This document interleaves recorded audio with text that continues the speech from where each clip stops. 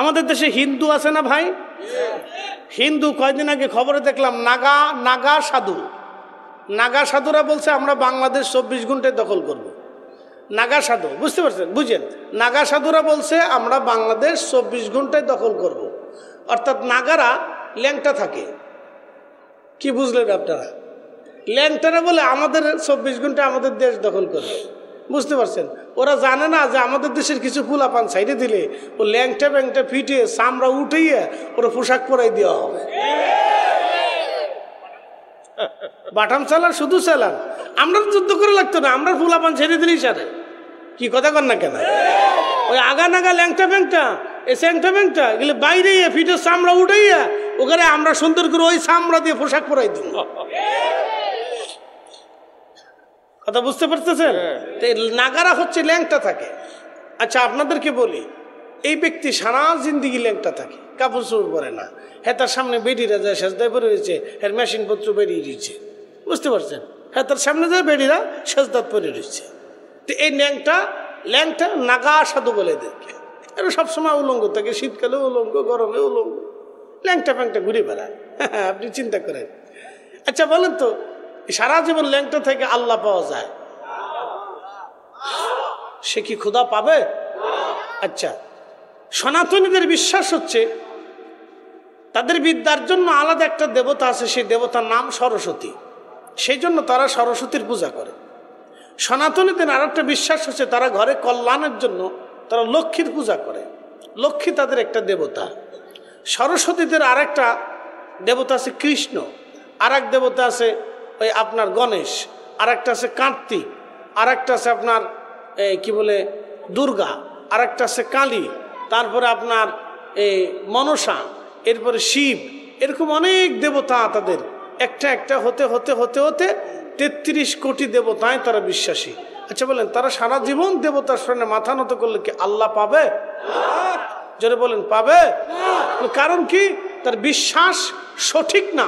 তো ঠিক যেই বিশ্বাসে, যেই আকীদায় খাজা আজমেরি রাহমাতুল্লাহ আলাইহি আনার সাগরের পানি একটা লুটার ভিতরে এনে এ জাতিকে দেখিয়ে দিয়েছিলেন, দেখা আমি তামাম আনার পানি একটা লুটার ভিতরে এনে দেখিয়ে দিলাম যে আমার রব এক, আমার আল্লাহ সত্য, আমার রসুল সত্য, আমি যেই কালেমা আনছি এই কালেমাই ঠিক। অতএব তিনি যেই বিশ্বাসে ঘুমিয়েছেন, এই বিশ্বাসের নাম আহলে সুন্নাত ওয়াল জামাত। একবার কথা ক্লিয়ার, কোনো দলিলা দিল্লা লাগতো না। একবার এর হচ্ছে 7টা দলিল পৃথিবীতে আর কিছু নাই। কি কথা ঠিক আছে না ভাই? অনেকে বলবে আহলে সুন্নাত ওয়াল জামাত কি, এটা আবার কোন দল কোন দল? আপনি এখন দল তালাশ করবেন কে?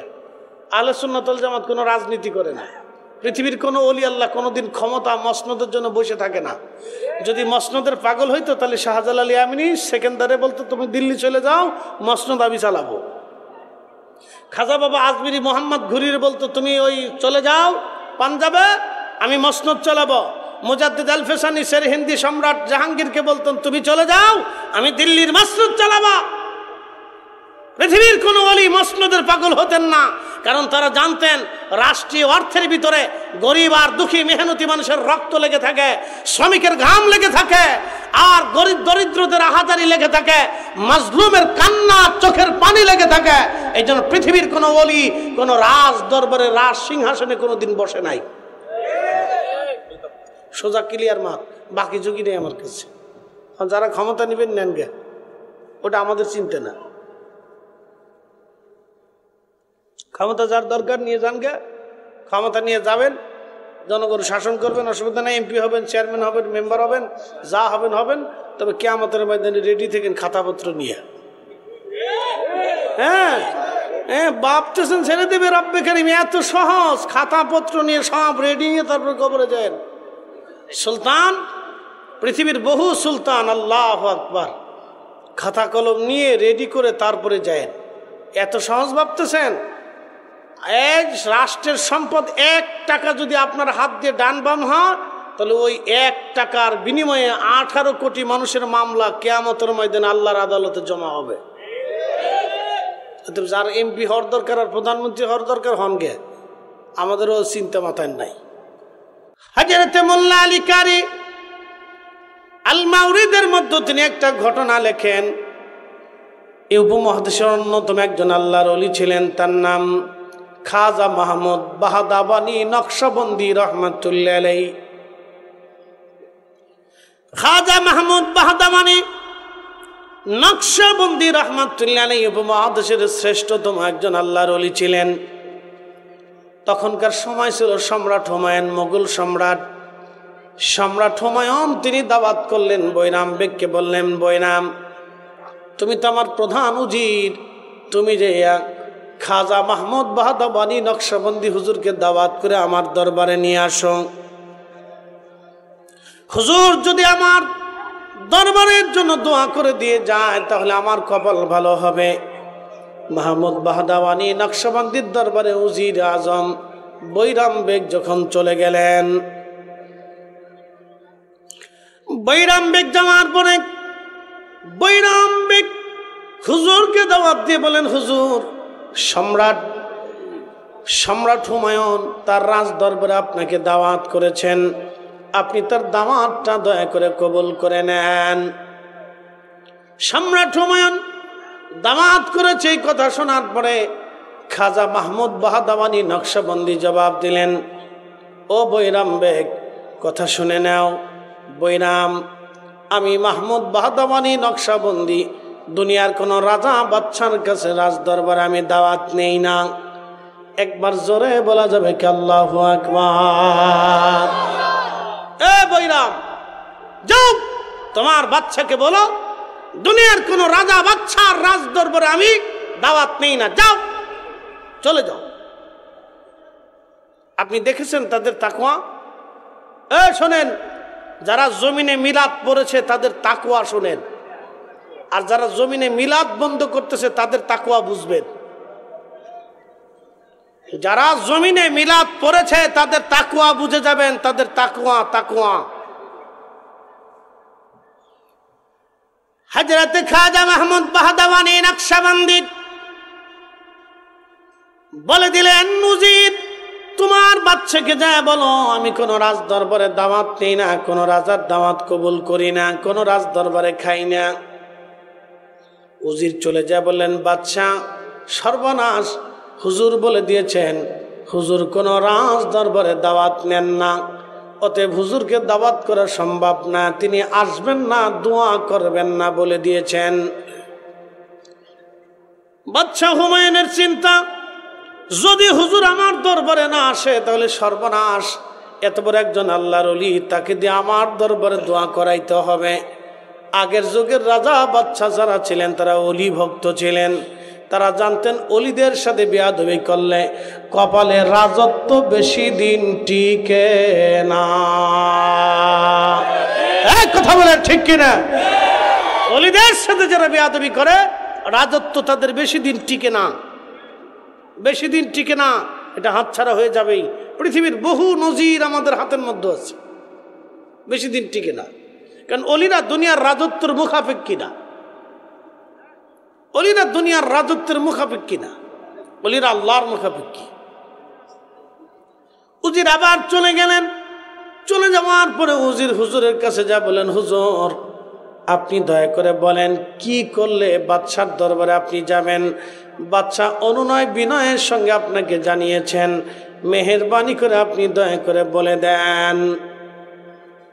মাহমুদ বাহাদাবানি নকশবন্দি জবাব দিলেন, উজির আমি রাজ দরবারে কোনো দাওয়াত কবুল করি না, তবে শোনো, যদি তোমার বাদশা রাজ দরবারে মিলাদ শরীফের ইন্তজাম করে, আমি মাহমুদ বাহাদাবানি নকশবন্দি নবীর মিলাদের সম্মানে যাব, বাদশার জন্য আমি যাব না, আমি শুধু রসুলের মিলাদের তাজিমের জন্য যেতে পারি।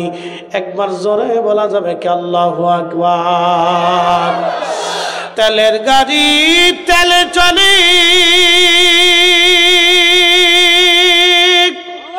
হাওয়ার গাড়ি হাওয়ায় উড়ে, বিনা তেলে চালাই গাড়ি নবী সুলাইমান, আমরা সেই মুসলমান। কথা বলে আমাদের দেশে যারা ইসলামী রাজনীতি করে, আমার দিকে ভালো করে থাকেন, যারা ইসলামী রাজনীতি করে, আমি কোনো রাজনৈতিক দলের নাম বললাম না, সবার কথাই বলতেছি, যারা ইসলামী রাজনীতি করে তাদের চিন্তা চেতনা হযরত ওমর যেইভাবে রাষ্ট্র পরিচালনা করছেন আমরাও সেইভাবেই রাষ্ট্র পরিচালনা করব। উদ্দেশ্য ভালো, খারাপ না। হযরত ওমর যেইভাবে রাষ্ট্র পরিচালনা করছেন আমরা সেইভাবে করব, উদ্দেশ্য ভালো। এখন আমার প্রশ্ন, আল্লাহ আলেমদেরকে দুনিয়াতে কি দায়িত্ব দিছে? আল্লাহ কি আলেমদেরকে দুনিয়াতে দায়িত্ব দিছে দোয়া বন্ধ করার জন্য, কোরআন খতম বন্ধ করার জন্য, জিকির মাহফিল বন্ধ করার জন্য, মিলাদ দোয়া দুরুদ বন্ধ করার জন্য? তা আল্লাহ আলেমদেরকে কি দায়িত্ব দিলেন? আল্লাহ আলেমদেরকে দায়িত্ব দিয়েছেন জমিন থেকে অন্যায়, অবিচার, দুর্নীতি, সুদ, ঘুষ, জেনা, ব্যভিচার, পরকিয়া, হারামি, শারাবি, খারাবি, নাফাকি, মদের কারখানা, বারের হাউস, অন্যায়, জুলুম এ জমিন থেকে বিদায় করার জন্য আল্লাহ আলেমদেরকে দায়িত্ব দিছে। কথা বলে ঠিক কিনা? আলেমদের কাজ তো মিলাদ বন্ধ করা না, আলেমদের কাজ তো দোয়া বন্ধ করা না, আলেমদের কাজ তো কোরআন খতম বন্ধ করা না, আলেমদের কাজ তো ফাতিহা বন্ধ করা না, আলেমদের কাজ তো মিলাদুন নবীর মাহফিল বন্ধ করা না, আলেমদের কাজ তো রাসূলের ইশক মুহাব্বতের মাহফিলগুলি বন্ধ করা না, আলেমদের কাজ তো ইসালে সাহেব বন্ধ করা না, আলেমদের কাজ তো কোনো ওলি পীর মাশায়েখের দরবার ভাঙ্গা না। আলেমদের কাজ হচ্ছে এই জমিন থেকে বেইনসাফি দূর করিয়া ইনসাফ প্রতিষ্ঠিত করা। কথা বলে ঠিক কিনা? এটা হচ্ছে আলেমদের কাজ। আলেম কাজ করে উল্টা। তার কথা ছিল সে পতিতলায় বন্ধ করবে, কিন্তু পারে নাই, সে বন্ধ করছে মিলাদ। তার কথা ছিল সে সুদের কারখানা বন্ধ করবে, সে পারে নাই, সে বন্ধ করছে কোরআন খতম। তার কথা ছিল সে বন্ধ করবে দুর্নীতি, কিন্তু পারে নাই, সে বন্ধ করে দিছে দোয়া। শয়তানে কয় 1400 বছরে যা পারি নাই তা তুমি করে দিছো, অসুবিধা নাই, ভালো কাজই করছো। যেটা বন্ধ করা সেটা পারো না, যেটা করার দরকার না তুমি সেটা করে দিছো, তো ভালোই তো হয়েছে। তো আমার কাজটাই তুমি আঞ্জাম দিয়ে দিছো, খারাপ হয় নাই, তুমি আমার দুস্থ। কি কথা কর না কেন? বুঝতে কি অসুবিধা হচ্ছে? বুঝে যাবে। খাজা মাহমুদ বাহাদুরানী নকশবন্দি বললেন, এ বৈরাম, তোমার বাদশাকে বলো যদি মিলাদ শরীফের ইন্তজাম করে তো আমি রসুলের মিলাদের সম্মানে যাব, নতুবা অন্য কোনো উদ্দেশ্যে যাব না। বাদশা হুমায়ুন রাজ দরবারে বিরাট ইন্তজামে মিলাদের ইন্তজাম করলেন। তিনি মিলাদের ইন্তজাম করার পরে মাহমুদ বাহাদুরানী নকশবন্দি রহমাতুল্লাহ আলাইহি রাজ দরবারে গেলেন। যাওয়ার পরে সম্রাট হুমায়ুন নিজে পানি ঢেলে হুজুরে অজু করাইলেন এবং নিজে হাতে পা ধোয়াই দিলেন। একসাথে বলবেন না মারহাবা? ওলিদের মর্যাদা বুঝছেন যে বাদশাহ, মুঘল সাম্রাজ্যের বাদশাহ নিজে হাতে হুজুরের পা ধোয়াই দেয়। কারণ এরা জানে যে এখান থেকে বদদোয়া আসলে সম্রাট হুমায়ুনের রাজত্ব থাকবে না। সম্রাট আকবর বুঝেছিল রাজত্ব কি জিনিস, ধ্বংস হয়েছিল সে। সম্রাট জাহাঙ্গীর যখন বুঝলো যে না রাজত্ব টিকবে না, তখনই সে মাপ চেয়ে ক্ষমা চেয়ে বললো, হুজুর মুজাদ্দিদ আল ফেসানি, আপনার সাথে আমার বিয়াদবি চলবে না, ক্ষমা করে দেন। বুঝতে পারছেন? ভোগী যোগী সব জায়গায় চলে না। প্রিয় উপস্থিতি, খুব মনোযোগ দিবেন। হাজিরিন, যে কথা বলছিলাম, মায়ের রেহেমের ভিতরে যখন একটা সন্তান কনসেপ্ট হয় 120 দিনের মাথায় আল্লাহ রুহ নামক ইঞ্জিনটা আলমে আরোহা থেকে এনে মায়ের রেহেমের ভিতরে আল্লাহ আমাদের দেহের মধ্যে রুহ ফুকায় দিলেন। রুহ ফুকায় দিয়া জিব্রাইল আমিনকে আল্লাহ বললেন, জিব্রাইল 60টি জিনিস আমার বান্দার জন্য লিখে দাও। 1 নাম্বার, সে কতদিন পর্যন্ত পৃথিবীতে বেঁচে থাকবে তুমি লিখে দাও। 2 নাম্বার, আমার বান্দা কি পরিমাণে খাবার খাবে তাও লিখে দাও। একসাথে বলবেন আল্লাহু আকবার। 1 নাম্বার হায়াত, জোরে বলেন 1 নাম্বার কি? হায়াত, সে কতদিন বেঁচে থাকবে। মোবাইল টিপবা না, ফেসবুক টিপতেছ, ওর বন্ধ রাখো, টিপা যাবে না। মাহফিলে বসে এগুলি করা যাবে না বাপ। অনেকে আছে। কালকে এক নেতা আইছে মাহফিলে নাটকে, ওদিকে নেতা ফেতা বেশি এসে এই আমার পাশে বই মোবাইলটা এমন টিপতেছে, মন চাইতেছে কানে ধরে নেতারা থাপড় দিয়ে বের করে দিবে। বেটা মাহফিলে আইসো, এমন একটা ক্যাপ পরিয়েছে, মাথায় একটা ক্যাপ পরিয়েছে, জিন্সের প্যান্ট ট্যান্ট পরে এমন বাউ দিয়েছে যে বিরাট বড় বুজুর্গ। চেহারাটা দেখে আমার মনে হচ্ছিল যে এগুলো শয়তান কোথার থেকে আসে। আরে এরা মাহফিলে দাওয়াত করে কি জন্য এগুলো? আমাদের এই অঞ্চলগুলি ভালো, এগুলোর কোনো বালাই চালাই নেই। আর এই অঞ্চলের নেতা যারা রাজনীতি করে তারাও ভালো, তারা বলে যে না মাহফিল ধর্মীয় সভা, এখানে আমাদের নাম টামের দরকার না, আমরা এমনি অনুদান পাঠাবো। ঠিক আছে না ভাই? তারা এই দেশে নামের পাগল না। কোনো পোস্টারে আপনি দেখবেন না, কোনো পোস্টারে দেখবেন না। আর আইসা 3 ঘন্টা 4 ঘন্টা ওয়াজও করে না। কালকে নাটোরে এক নেতা ওয়াজ ধরছে, আধা ঘন্টা আমার বসায় রেখে ওয়াজ করতেছে, আধা ঘন্টা।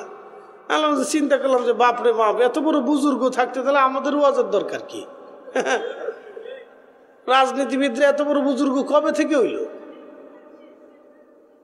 কি চিন্তা করতে পারছেন? কবরের ওয়াজ করতেছে, কবরে চলে যেতে হবে, মরে যেতে হবে। আমি মনে মনে হাসি, বাপরে বাপ, এই চিন্তা যদি রাজনীতিবিদদের থাকতো তাহলে আমার দেশের এত টাকা চুরি হওয়ার কথা না।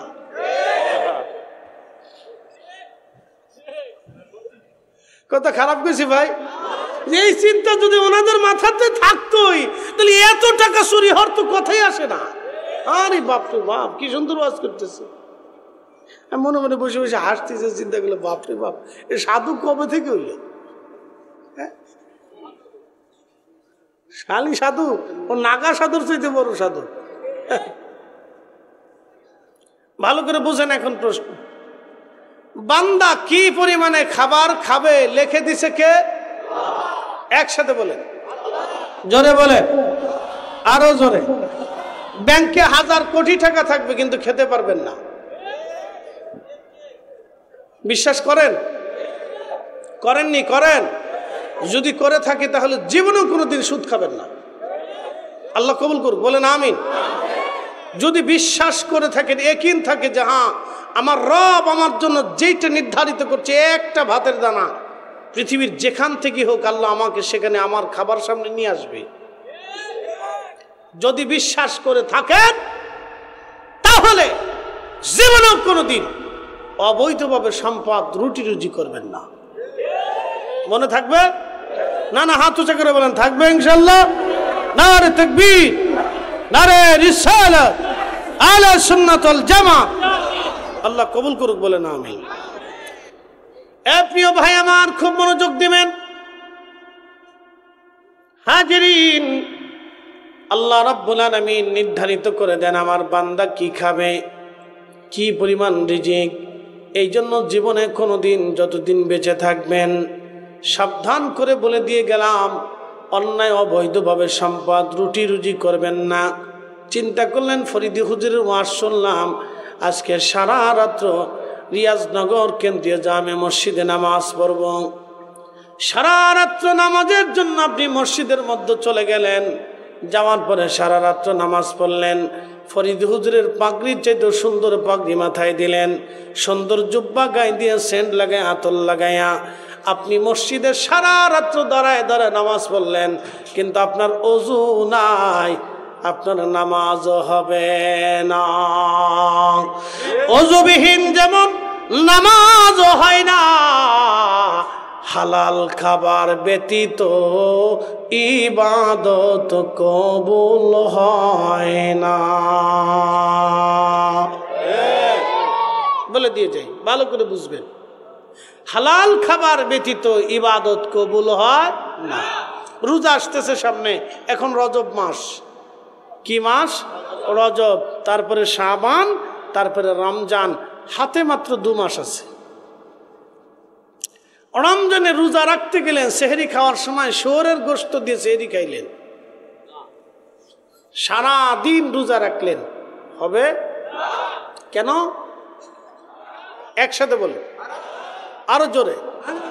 তো শুয়োরের গোশত হারাম, তাহলে সুদের টাকার গরুর গোশত কি হালাল? তো ওটাও তো হারাম। তাহলে ওটা দিয়ে খেয়ে রোজা রাখলে তারপরে রোজা? ঘুষের টাকার ছাগলের গোশত হালাল না হারাম? তো শুয়োরের গোশত যেমন হারাম, ওটাও তেমনই হারাম। অতএব ওটা দিয়ে খেয়ে রোজা রাখলে, ইফতার করলে রোজা হবে না। কি কথা ঠিক আছে না ভাই? এই জন্য ইবাদত কবুলিয়তের প্রধান শর্ত হচ্ছে হালাল খাবার। এটা সারা জীবন নলেজে রাখবেন, সারা জীবন নলেজে রাখবেন, সারা জিন্দিগি মাথার মগজের ভিতরে ঢুকিয়ে রাখবেন। কম খাবেন, আলু ভর্তা দিয়ে খাবেন, ডাল ভাত দিয়ে খাবেন, কম খাবেন, বেশি খাওয়ার চিন্তার দরকার নাই। কম খান, হালালটা খান, অল্প খান কিন্তু বিশুদ্ধটা খান।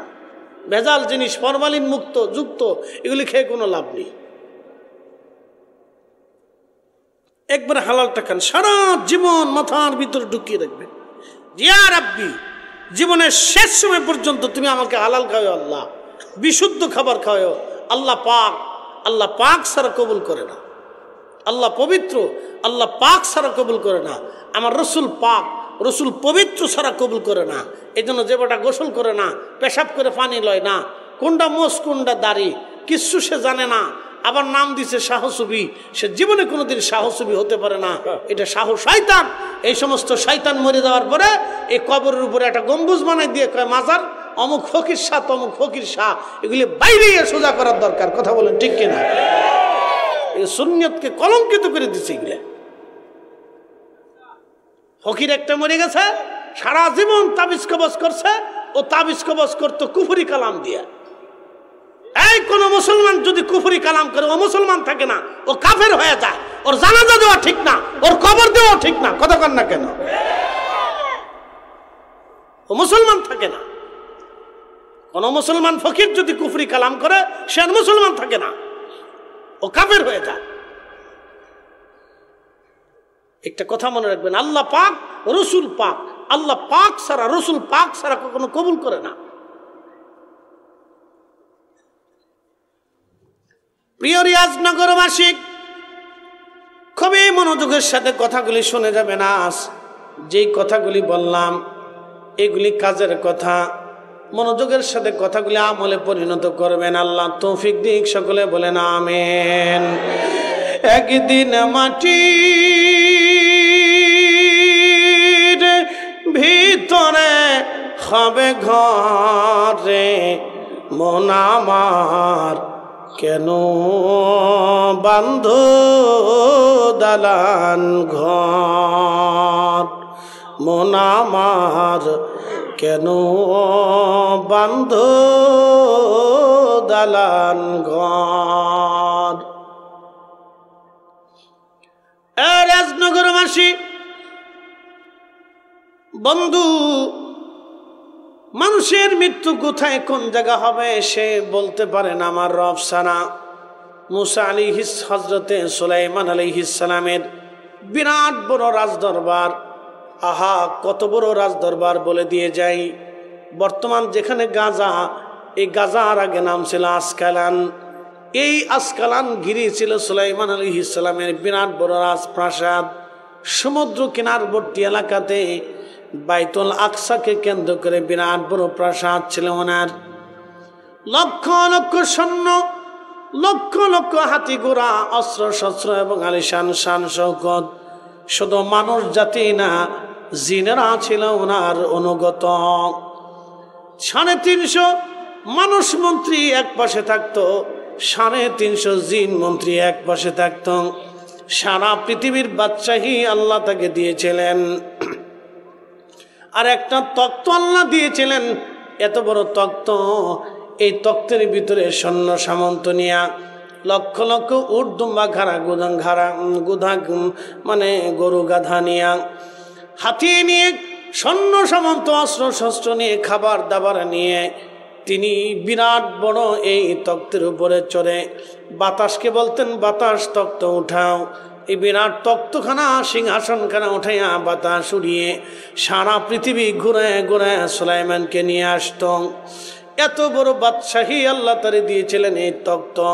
এই তক্ত বিনা ইঞ্জিলে, বিনা মেশিনে বাতাসের সাহায্যে উড়ে বেড়াইতো।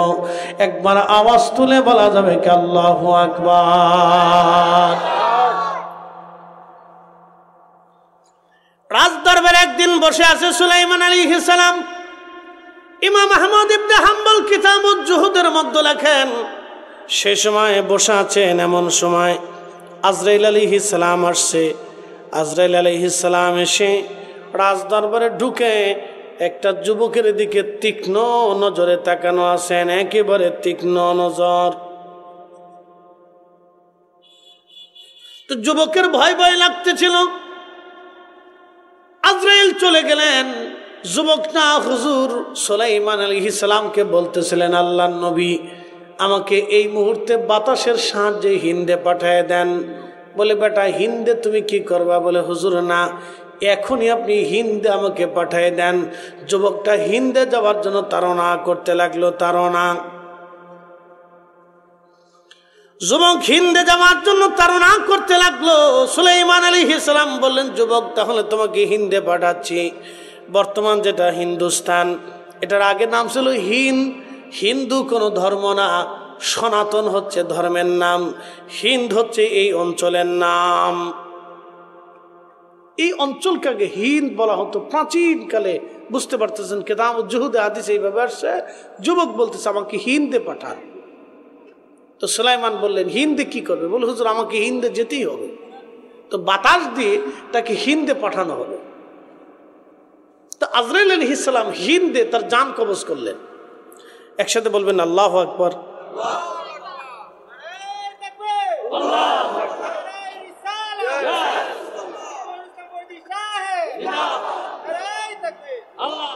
হিন্দে পাঠিয়ে দিলেন।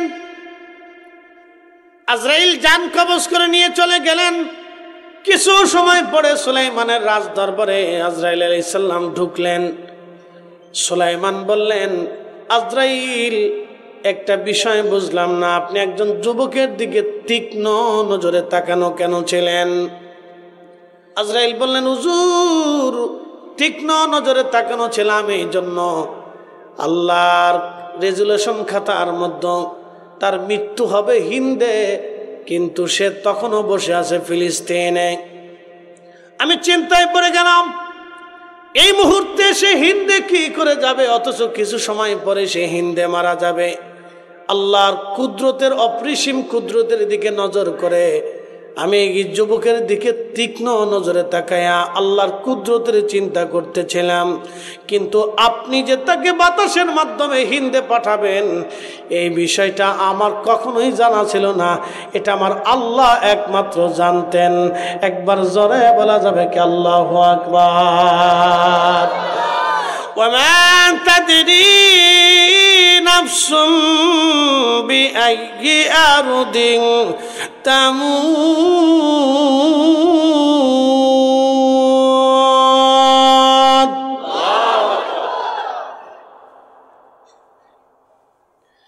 বান্দা কোথায়, কোন জায়গা, কোন হালতে, কোন জায়গা, কোন অবস্থায়, কখন মারা যাবে আল্লাহ ছাড়া কেউ জানে না, কেউ জানে না, কেউ জানে না, কেউ জানে না।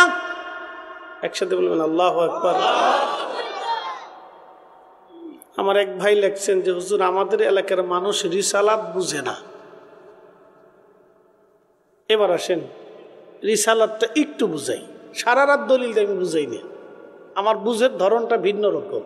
খুব মনোযোগ দিন, 5 মিনিট।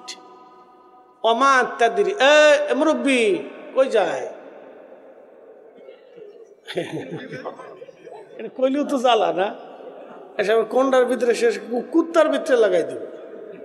ফাজিল ফুলা মানে টিকটকে কুত্তার ভিতরে মুরব্বি লাগাই দিচ্ছে। চিন্তা করেন যে কই যাইতাম। আরে বাংলাদেশের মতো মানুষ আমি পৃথিবীর কোথাও আছে আমি দেখিনি। বাপরে আচ্ছা যা হোক না, ওই মানে ফেসবুকে ইউটিউবে যে পরিমাণে মানুষ, বাপরে বাপ, এর এত সময় কই পায়, কেমনে পায় আমি জানি না। তথা খুব মনোযোগ দিন। রিসালাতটা কি আমি আপনাকে এই আয়াত থেকে বুঝিয়ে দিচ্ছি। ওমা তাদরি নাফসুন বিআইয়ি আরদিন তামুত। শোনেন, মানুষ কোথায়, কোন জায়গা, কি হালতে, কেমনে মারা যাবে আল্লাহ ছাড়া কেউ জানে না। সহিহ বুখারীর কিতাবুল মাগাজিতে হাদিস এসেছে, হযরত আব্দুল্লাহ ইবনে মাসউদ রাদিয়াল্লাহু আনহু বলেন, নবীজি বদরের যুদ্ধের ময়দানে যুদ্ধ লাগার আগের দিনে আমাকে সাথে নিয়ে বদরের প্রান্তরে গেলেন। যাওয়ার পরে নবীজি হাত দিয়ে দেখাইলেন এইখানে আগামীকাল আবু জেহেল মরে থাকবে, এইখানে ওতবা মরে থাকবে, ওইখানে সাইবা মরে থাকবে, ওইখানে ওতবা মরে থাকবে। একসাথে বলবেন আল্লাহু আকবার, জোরে। আল্লাহ ছাড়া কেউ জানে না, তো রসুল কেমনে জানে? এটার নাম রেসালাত। এটার নাম কি? জোরে বলেন। উনি নবী, জোরে বলেন উনি কি? নবী শব্দের অর্থ গায়েবকে খবর দেনে বলা, যিনি অদৃশ্যের সংবাদ দেন তাকে নবী বলা হয়। একসাথে বলবেন আল্লাহু আকবার। তো যারা রেসালাত বুঝেন না তারা এখান থেকে রেসালাত বুঝে যান। উনি নবী, জোরে বলেন উনি কি? আরো জোরে বলেন উনি কি? এটাই রেসালাত। আব্দুল্লাহ ইবনে মাসউদ বলেন আমি চিন্তায় পড়ে গেলাম যে আবু জেহেল মারা যাবে, রসুল আঙ্গুল দিয়ে বলে দিলেন এইখানে মরে থাকবে, ঠিকানা বলে দিলেন, স্থান নির্ধারিত করে আঙ্গুল দিয়ে বলে দিলেন এখানে মরবে, এখানে উতবা মরবে, ওখানে সাইবা মরবে, ওখানে মুগিরা মরবে। জোরে জোরে জোরে জোরে জোরে রসুল বলে দিলেন। আব্দুল্লাহ ইবনে মাসউদ বললেন আমি যুদ্ধ করতেছি আর তাকে তাকে আছি যে ওরা তো মরবে, রসুল যে বলছে এটা তো সত্য। কি কথা ঠিক আছে না ভাই? কারি কোরআন তেলাওয়াতের পরে দুইটা শব্দ উচ্চারণ করে, সুন্নিরা পড়ে, নজদিরা পড়তে চায় না। লা হাওলা ওয়ালা কুওয়াতা ইল্লা বিল্লাহ। আমরা সুন্নিরা পড়ি সাদাকাল্লাহুল মাওলানাল আযীম। আল্লাহ সত্য বলেছে। একসাথে বলেন কে সত্য বলেছে? আল্লাহ। এরপরে আরবার বলি ওয়া সাদাকা রাসূলুহুন নাবিয়্যুল হাবিবুল কারীম। রাসূল সত্য বলেছে। একসাথে বলবেন আল্লাহু আকবার। আমরা সুন্নিরা তেলাওয়াতের পরে দুইটা শব্দই বলি যে আল্লাহ বলেছে সত্য, রসুলও সত্য বলেছে। কিন্তু আমাদের দেশের আর এক ভাইরা রসুল সত্য বলেছে, সাদাকাল্লাহুল ও সাদাকা রাসূলুহুন নাবিয়ুল হাবিবুল কারীম, এই শব্দটা বলতে ওনাদের খুব লজ্জা করে, বিরাট কষ্ট পায়। ওটা মনে হয় যে একবারে বউ মরে গেছে। খুব কষ্ট। কে ভাই এত কষ্ট কেমনে পাও? আজান তো আর আমরা সুন্নিরা লিখি নাই, আজান তো আসমান থেকে আরশেওয়ালা পাঠিয়েছে। আশহাদু আল্লা ইলাহা ইল্লাল্লাহ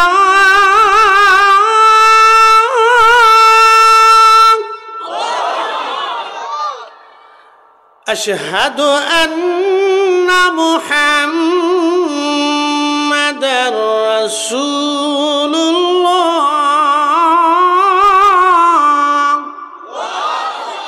আল্লাহর পরে নবীর নাম আমরা লাগাইছি, আমরা লাগাইছি, কে লাগাইছে? তো আল্লাহর নামের পরেই রসুলের নাম আজানে একামতে আল্লাহ নিজে সেট করে ফিট করে দুনিয়াতে পাঠাই দিয়ে বলল এ বান্দা কিয়ামত পর্যন্ত পৃথিবী থাকবে আর কিয়ামত পর্যন্ত মসজিদ থাকবে, মসজিদে ঢোকার আগে আমি আল্লাহর নামের পরে আমার রসুলের নাম লাগাইয়া আজান দেওয়াইয়া মুসলমানদেরকে শুনাইয়া তারপরে মসজিদে ঢুকাবা। এটাই রেসালাত। কথা বুঝেন নাই?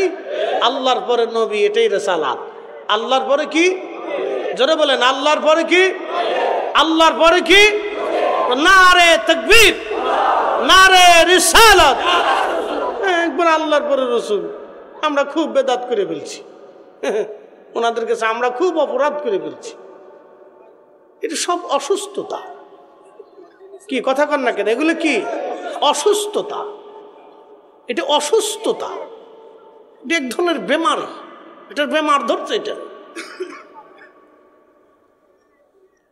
প্রিয় উপস্থিতি, এগুলি এক ধরনের অসুস্থতা। প্রিয় বাবাজি আমার, কিয়ামত পর্যন্ত আজান থাকবে, আজানে আমার রসুলের নাম উচ্চারিত হবে। আমি লিখে দেই নাই, আসমান থেকে আল্লাহ লিখে পাঠিয়ে দিয়েছেন। অতএব এটার নামে রেসালাত। প্রথমটা তাওহীদ, তারপরেরটা রেসালাত। একটা কথা মনে রাখবেন, কোরআন আল্লাহ বলে দিলেন মাইয়ুতিআর রাসূল ফাকাদ আতা আল্লাহ। নবী উম্মতকে জানায় দেন, চূড়ান্ত ভাবে বলে দেন, আপনি নবী মানলে আল্লাহ মানা হবে।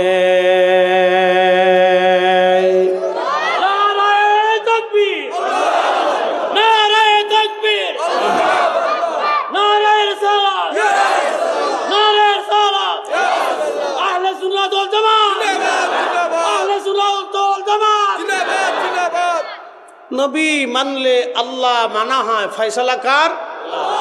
আমাদের না। প্রিয় উপস্থিতি, এটাই রেসালাত।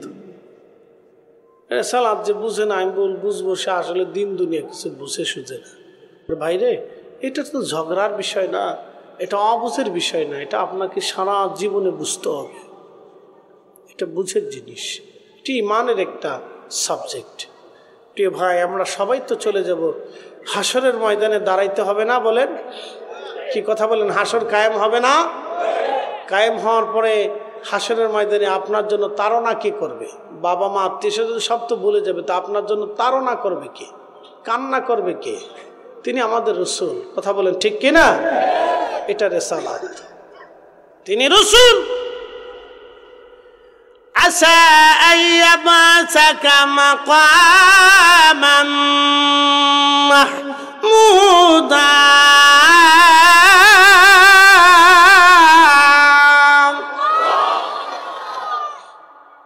আর সে মোয়াল্লাতে আল্লাহ বসে থাকবে, আল্লাহর ডান পাশে রাসূলের জন্য আল্লাহ আসন বরাদ্দ করবে। সর্বোচ্চ মাকাম, মাকাম মাহমুদা, এর উপরে কোনো মাকাম হবে না, এর উপরে কোনো মাকাম হবে না। সর্বোচ্চ মাকামের অধিকারী আমার রাসূল, এটা রিসালাত। আপনি বুঝে যাবেন, এটা তো ইমানের সাবজেক্ট, ইমানের অবিচ্ছেদ্য একটা পাঠ। লা ইলাহা ইল্লাল্লাহ মুহাম্মাদুর রাসূলুল্লাহ সাল্লাল্লাহু আলাইহি ওয়াসাল্লাম, ইমানের অবিচ্ছেদ্য পাঠ রিসালাত। রিসালাত যদি কেউ না বুঝে তো লা ইলাহা ইল্লাল্লাহ সে বুঝবে না। রিসালাত যদি কেউ না বুঝে তাহলে হাসর বুঝবে না। রিসালাত যদি কেউ না বুঝে তাহলে দুনিয়া আখিরাত বুঝবে না। আরে সাহাবে কেরাম আগে রিসালাত বুঝেছিলেন, আগে নবী চিনেছিলেন। আবু বকর নবী চিনে আল্লাহ চিনেছেন, কোন সাহাবী আগে আল্লাহ চিনে নাই, আগে নবী চিনেছে। আপনি দেখেন তো সাহাবীদের জীবনীতে, আগে সাহাবে কেরাম রাসূল চিনেছে, আল্লাহ চিনে নাই কোনো সাহাবী। কোন সাহাবী আল্লাহ আছে এটা বুঝতোই না, জানতোই না, তারা রাসূল দেখে আল্লাহ চিনেছে। কথা ঠিক আছে না ভাই? তারা রাসূল দেখে আল্লাহ চিনেছে, এটার নাম রিসালাত। বুঝতে হবে, এটি ইমানের অবিচ্ছেদ্য পাঠ, ইমানের এক অবিচ্ছেদ্য পাঠ। এটাকে যদি আপনি বিচ্ছিন্ন করেন তা আপনার কিচ্ছু নেই, আপনার কিচ্ছু নেই। এই জন্য শানে রিসালাতটাকে গুরুত্ব দিতে হবে আপনাদের জীবনে। ইসলাম 750 বছর দেশে দেশে আসছে, বহু মানুষ কবরে চলে গেছে। আগামী 750 বছর পরেও হয়তো ইসলাম দেশে থাকবে, মানুষও কবরে চলে যাবে। তা আমাদের করণীয় হচ্ছে আল্লাহর ইবাদত করা। দুইটা জিনিস কবরে নেওয়া, 1 নম্বরে ঈমান, 2 নম্বরে আমল। 1 নম্বরে ঈমান, 2 নম্বরে আমল। এই দুইটা জিনিস আমাদেরকে কবরে নিতে হবে।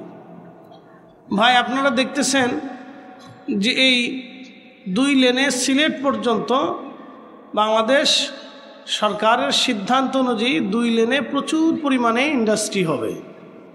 তারই ধারাবাহিকতায় ইন্ডাস্ট্রি চলমান।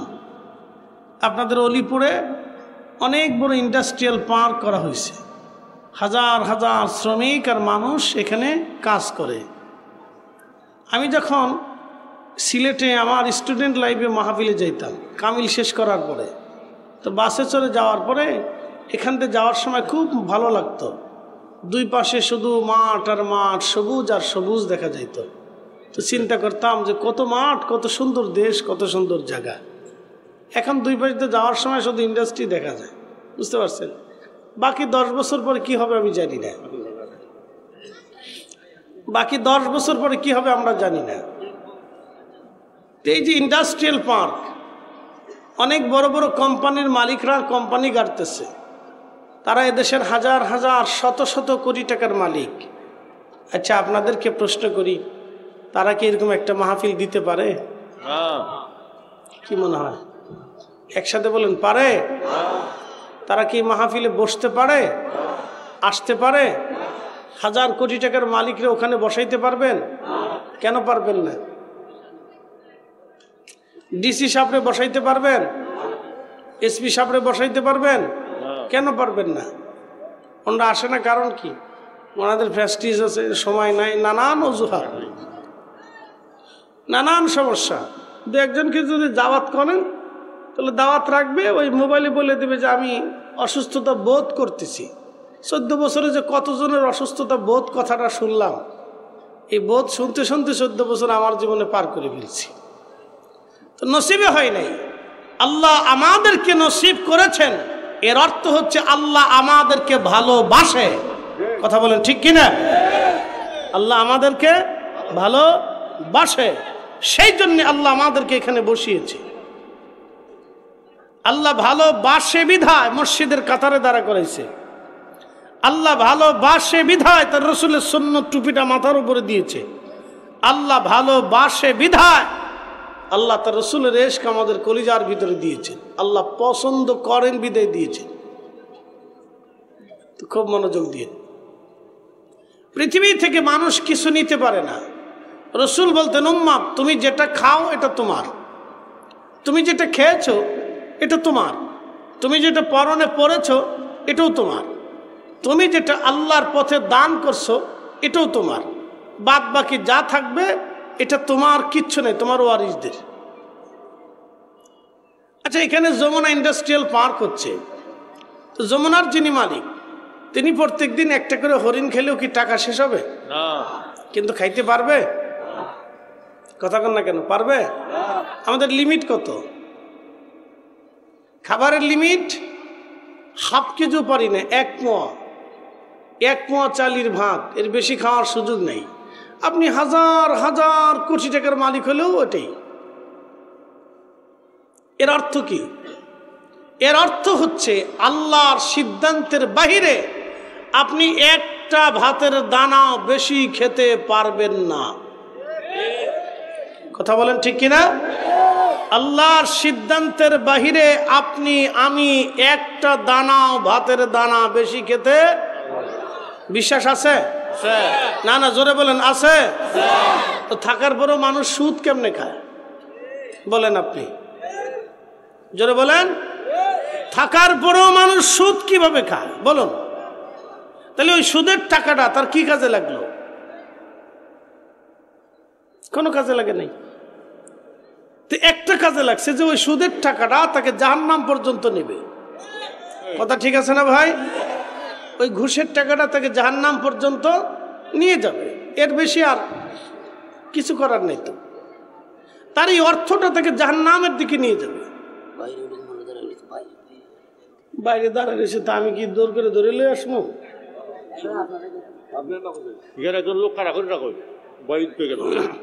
যার আহনের সে আইব, চিন্তা করেন না।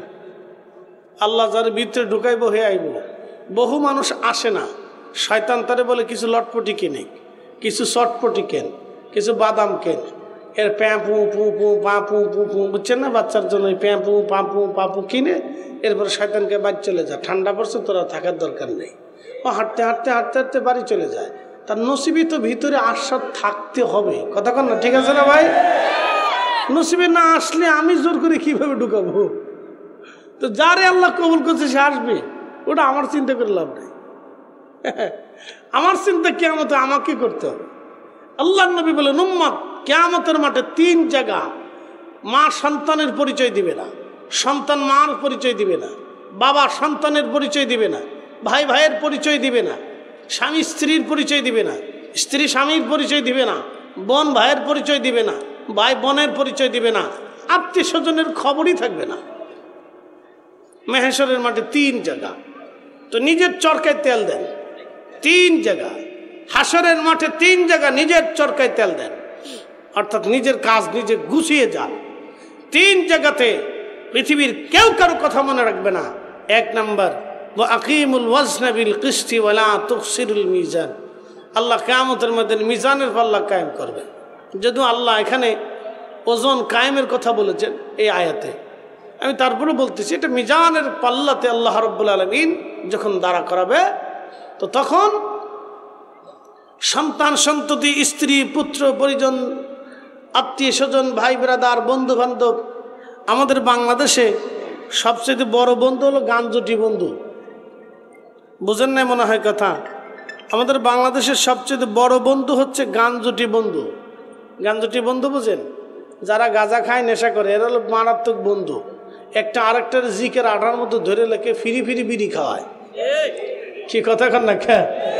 কয় দোস্ত খা, তোর ফিরি খাওয়াইলাম। এর চাইতে বড় বন্ধু পৃথিবীতে নেই। খুব ফিরি খাওয়াবে, গাঁজা ফিরি দিবে, বাবা ফিরি দিবে, হিরোইন ফিরি দিবে, বিড়ি ফিরি দিবে। খাও, বিড়ি খাও, এটা ফিরি দিবে, কিন্তু 10 টাকা মসজিদে দিতে চায় না। গাঁজা ফিরি খাওয়াবে, কিন্তু 10 টাকা মসজিদে দিবে না। বিড়ি ফিরি দিবে, খান, 2টা খান, খান বিড়ি খান, খান, খাইব, কিন্তু মসজিদে 10 টাকা দেবে না। তো খুব মনোযোগ দিন। এরা হচ্ছে সবচেয়ে মারাত্মক বন্ধু। কিয়ামতের ময়দানে এই মারাত্মক বন্ধু সেই দিন শত্রুতে পরিণত হবে। নবী বললেন 3 জায়গা। 1 নম্বর মিজানের পাল্লার কাছে কোটি কোটি মানব জাতি সিরিয়াল করে দাঁড়িয়ে থাকবে। আল্লাহ মিজানের পাল্লায় ওজন মাপতে থাকবেন, কার নেকি আর গুনাহ ওজন হবে, বেশি হবে। ঠিক ওই মুহূর্তে তাম সৃষ্টির মানুষগুলি পেরেশান হয়ে যাবে, অস্থির হয়ে যাবে, না জানি তার নেকের পাল্লা হালকা হয়ে যায় কিনা।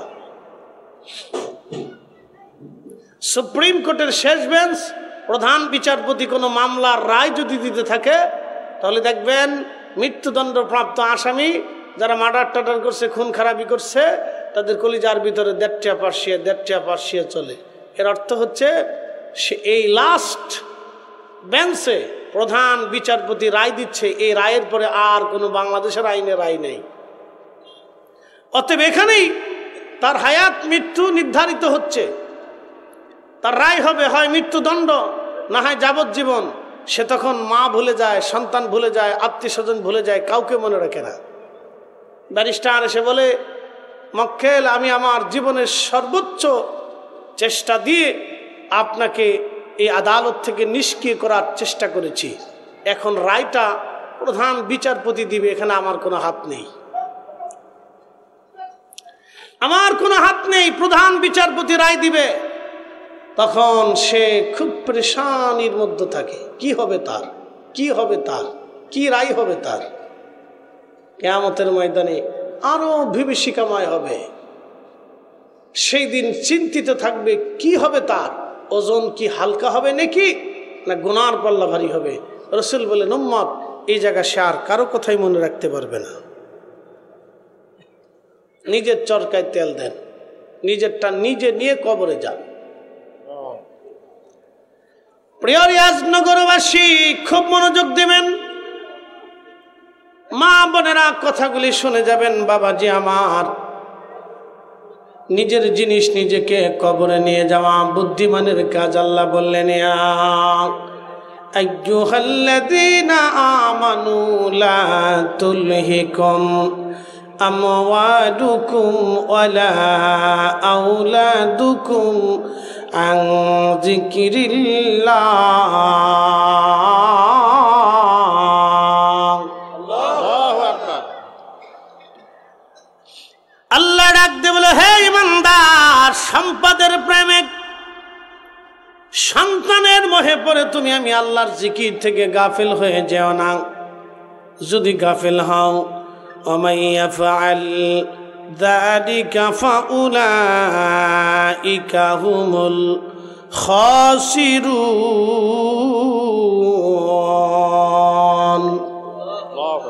যদি তুমি গাফিল হয়ে যাও, এমন ক্ষতিগ্রস্ততার মধ্যে তুমি পড়বা, তোমার আখিরাত বরবাদ হবে, তুমি জাহান্নামের দিকে চলে যাবা।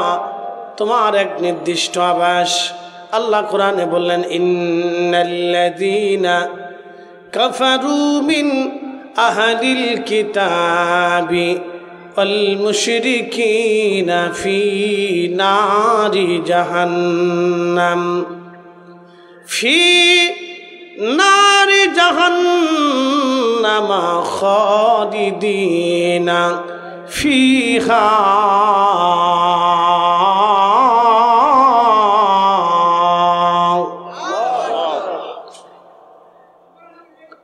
প্রিয় উপস্থিতি, মনোযোগ দেবেন। রব্বুল আলামিন কোরআনে বললেন, নিশ্চয় যারা কাফির এবং অবিশ্বাসী, খালিদিনা ফিহা ফি নারি জাহান্নাম, তারা জাহান্নামের মধ্যে চলে যাবে, চিরদিন তারা জাহান্নামে থাকবে, ওই জাহান্নাম থেকে তারা কোনোদিন বের হতে পারবে না। ও রাজনগরবাসী মনোযোগ দিবেন, রব্বুল আলামিন আমাদের জন্য জাহান্নাম সৃষ্টি করেছেন। প্রশ্ন রাখবেন, ফরিদি হুজুর জাহান্নাম তো দেখলাম না। এখন আমি যদি প্রশ্ন করি বাইরে, আপনি জাহান্নাম দেখেন না বিদায় বিশ্বাস করেন না, কিন্তু আপনি কি মায়ের পেটের মধ্যে ছিলেন? এই দৃশ্যটা কি আপনার মনে আছেনি? আপনি কি ওইখানটার জগৎ আপনি দেখেছেননি? মায়ের রেহেমের ভিতরে কি করেছিলেন আপনি 4 মাস, 3 মাস অথবা 4.5 মাস? আপনি কি করেছিলেন অথবা 6 মাস? মায়ের রেহেমের মধ্যে আপনি কি করেছিলেন আপনার জানা নাই। আপনি কি করেছিলেন আপনার বুঝ নাই, মনে নাই, আপনি দেখেন নাই। কিন্তু রব্বুল আলামিন মায়ের রেহেমে আপনার খাবার দিল, পানি দিল, অক্সিজেন দিল, আল্লাহ সবই মায়ের রেহেমে আপনার জন্য বরাদ্দ করে দিয়েছে। একবার জোরে বলা যাবে কি আল্লাহু আকবার? এই কথা শুনে যাবেন, খুব ভালো করে শুনবেন, এগুলো বুঝের কথা। মায়ের রেহেমে আপনার পুষ্টি দিছে কে? একসাথে বলেন না, জোরে বলেন। মায়ের রেহেমে আপনার অক্সিজেন দিছে কে? তো যে রব মায়ের রেহেমে আপনার খাবার, অক্সিজেন, পুষ্টি, রক্ত, পানি দিতে পারে, সে রব কি আপনার জন্য দুনিয়াতে খাবার বরাদ্দ করে নাই? কি কথা কন না কেন? করে নাই? যদি করে থাকে তাহলে আরেকজনের খাবারে হাত দেন কেন? কি কথা কন না কেন? যদি বরাদ্দ করে থাকে তাহলে আপনি সুদ খান কেন? যদি বিশ্বাস করে থাকেন যে আমার রব আপনাকে বরাদ্দ করছে, বরাদ্দ তো করেই, তো মায়ের রেহেমে তো আর ডাক্তার বরাদ্দ করে নাই। মায়ের রেহেমে তো আপনার মা বরাদ্দ করে নাই। আপনার মায়ের রেহেমের ভিতরে আপনার অক্সিজেন পৃথিবীর কোনো ডাক্তার দেয় নাই, কোনো গাইনি বিশেষজ্ঞ দেয় নাই। ও রব আপনার জন্য অক্সিজেন, হাইড্রোজেন, নাইট্রোজেন, পানি, স্বাস্থ্য, পুষ্টি, ক্যালসিয়াম, চোখ, নাক, হাত, কান সব আল্লাহ আপনাকে দিয়েছে মায়ের রেহেমের ভিতরে। তো আল্লাহ এত কিছু মায়ের রেহেমে দিল, দুনিয়াতে পারে না? দুনিয়াতেও আল্লাহ দেয়। তো এত কিছু আল্লাহ দেওয়ার পরেও আপনি কেন সুদ খান বলেন তো? প্রশ্ন আসে না? এগুলো আমাদের বুঝের কথা, প্রিয় ভাই আমার, এগুলো বুঝে যাওয়াটা জরুরি। আপনি আল্লাহকে যেইভাবে বিশ্বাস করবেন, আপনার রব আপনার সাথে সেইভাবে ব্যবহার করবে। প্রিয় উপস্থিতি হাজিরিন, খুব মনোযোগ দিয়ে কথাগুলি শুনবেন।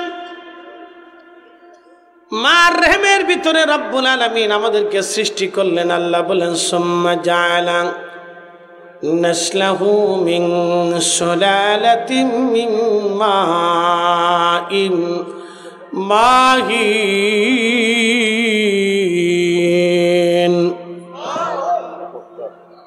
4 রঙের মশলা দিয়া যে কইরাছে তোর গঠন, 4 রঙের মশলা দিয়া আগুন, পানি, মাটি, বাতাস একই যোগে করিয়া প্রকাশ।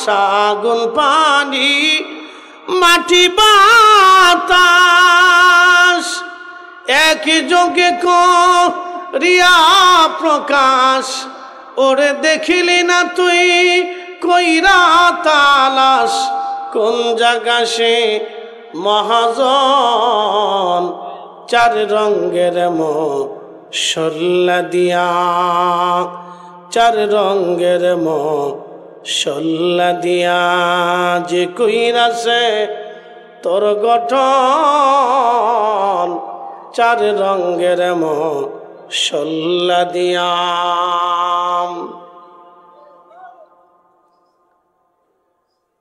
রাজনগরবাসী মনোযোগ দিবেন। মায়ের রেহেমের ভিতরে যখন আল্লাহ রাব্বুল আলামিন আমাদের বাবা এবং মায়ের নির্গত নির্যাস পানি মিম্মা ইম্মাহিন, ধাবমান একটু পানি।